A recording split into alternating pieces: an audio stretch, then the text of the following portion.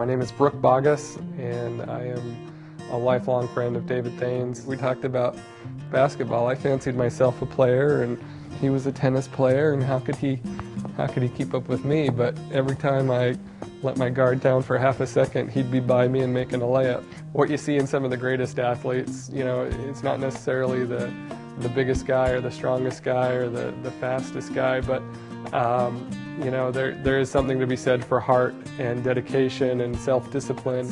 That's the person you want on your team.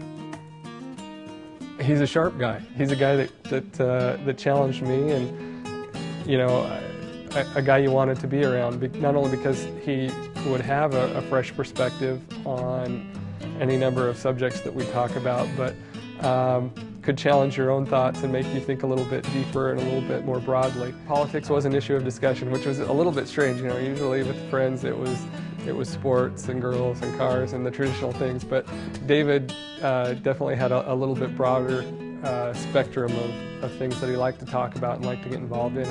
And I believe he started volunteering for local political races in high school.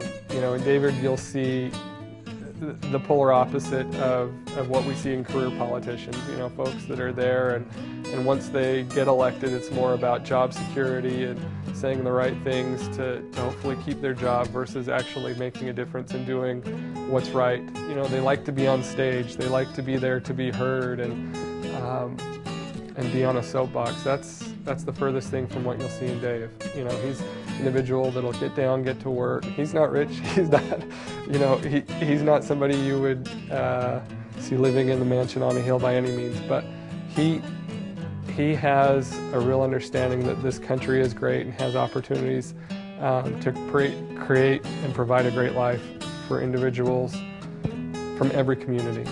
He's not physically imposing or intimidating. He's not loud. He's not the super extrovert that maybe you see in a lot of politicians, but the kind of that strength of will and that inner drive, you bet against him at your own peril.